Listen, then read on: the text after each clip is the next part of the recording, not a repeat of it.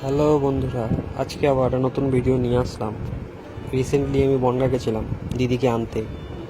তো দিদি কেরালা যাবে, এই কারণে বনগাঁ গেছিলাম একটু আনতে। আমি যেদিন ফ্রি সেদিনই ভিডিওটা করেছিলাম, তো আপলোড করা হয়নি। তো আমরা টোটোয় বসে আসছিলাম, ওখানে তো আর বেশি গাড়ি ফাড়ি থেকে টোটোটাই বেশি চলে, সাধারণ মানুষ টোটোটা ইউজ করে। এটা হচ্ছে আমাদের গ্রাম, যেটা গ্রামের নাম বলে পাঁচপোতা, শ্রীপল্লী। এটা হচ্ছে আমাদের বড় একটা ঝিল, যেটা বাওর বলে। সারা রাস্তায় টুকটাক ভিডিও করছিলাম, কিন্তু আমাদের গ্রামটা আগে যেমন ছিল, আমি নাও প্রায় 2 বছর পরে গেলাম গ্রামে আজকে, তো অনেক চেঞ্জ হয়ে গেছে। রাস্তাঘাট থেকে শুরু করে, আগে এত গ্রামের দিকে পাকা বাড়ি টাইরি ছিল না, এখন তো চারিদিকে শুধু পাকা বাড়ি, মাটির বাড়ি দেখাই যায় না। বাট ভালো লাগলো, অনেকদিন পরে গ্রামে গেলাম, দেখলাম রাস্তাঘাট পুরো পাকা হয়ে গেছে, চারিদিকে বাগান। এখন আমার পাট উঠছে, এদিকগুলো সব পাট বাগান।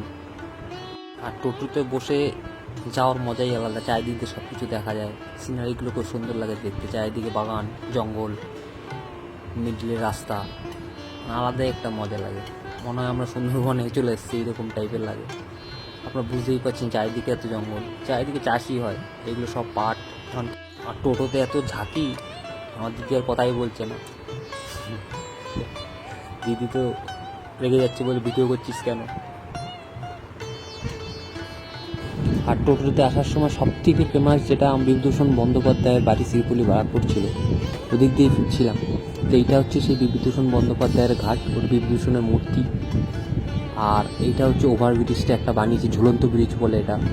আর পাশেই একটা বাচ্চাদের ছোট একটা স্কুল করে দিয়েছে এখানে, অপু দুর্গা শিশু নিকেতন বলে একটা স্কুল। দেখতে দেখতে পৌঁছে গেলাম একটা মিষ্টির দোকানে। এখন দিদি বলছে মিষ্টি নেবে, এখন দেখছি কী কী মিষ্টি নেওয়া যায়। এখানে অনেক রকম তো মিষ্টি আছে, গজা, তারপর গোলাপ জামুন, সন্দেশ, যেটা সব থেকে বনগাঁর ফেমাস সন্দেশ, ছানা যেটাকে বলে।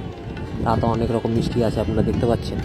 তো দিদি মেনলি রসগোল্লাটা নেবে, আর আই থিঙ্ক মানে কালো জাম না গোলাপ জামুন, ওটা নেবে। দিদি আবার আমাকে জিজ্ঞেস করছিল কি খাবি না খাবি। তো রসগোল্লা নিয়ে নিয়েছি, কিন্তু আমার কোনো ভালো লাগে না কিছু খেতে, কারণ দুপুরবেলাও সিঙ্গারা পাওয়া যায়, তো আমি এগুলো খাইনি। তা লাস্টে কালো জামুন আর রসগোল্লা নিয়ে আবার চললাম। এটা হচ্ছে বনগাঁ চাকদা লাইন যেটা বলে, সেটা হচ্ছে মেন বাইপাস। ওই বাইপাস দিয়ে এখান দিয়ে বাংলাদেশ থেকে শুরু করে তোমার চাকদা, ওদিকে সব দিকেই যায়, নৈহাটি। তো এইটা হচ্ছে আমরা স্টেশনের দিকে এখন যাচ্ছি, বনগাঁ স্টেশনের দিকে। আর এদিক দিয়ে যত বড় বড় গাড়ি যা যেগুলো বাংলাদেশে যায়, সব এদিক দিয়ে বাংলাদেশ পার হয়। কারণ সামনেই বর্ডার আমাদের এখানে, বাংলাদেশ বর্ডার যেটা বলে, Bangaon border, sorry, Bangaon Bangladesh border, ওটাই দিয়ে যাচ্ছি। আর এখানে সব থেকে ভালো কি, রাস্তার পাশ দিয়ে ইট তৈরি হয়। আর এই গাড়িগুলো যেগুলো দেখছেন, এইগুলো সব বাংলাদেশ যাবে, কারণ এগুলো বড় বড় মাল সব লোড হয় এখান থেকে, সব বাংলাদেশ যাবে। কারণ এখান থেকে বাংলাদেশ বেশি দূর না, মোটামুটি 1 ঘন্টা মতো লাগে যেতে, বাংলাদেশ পার হতে। 1 ঘন্টাও লাগে না, তার কমই লাগে। তাও আমি আইডিয়া করে বললাম 1 ঘন্টা মতো লাগে। আর বলছিলাম ইট তৈরি হয় এখানে, এগুলো সব ইট তৈরি হয়, আর সেই ইটের চিমনি এটা।